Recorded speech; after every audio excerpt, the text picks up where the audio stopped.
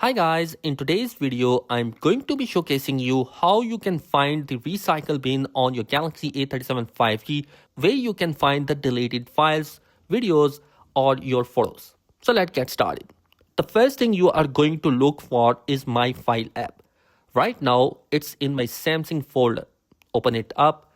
Now in My Files app, once you open it up, you will scroll down and right at the end, you will see a section either trash or recycle bin.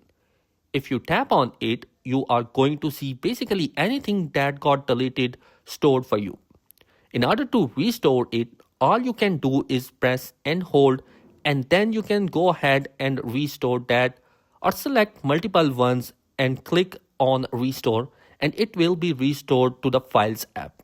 Now another place you might also want to look at if it's not there, it's the actual gallery app. So once you open up the gallery app, you are going to tap on this menu icon right at the bottom side.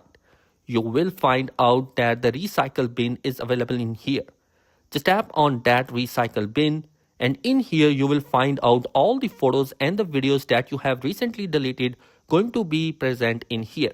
Now if you want to restore any of these photos or videos, just tap on the select button and select any of the videos or photos you wanted to restore.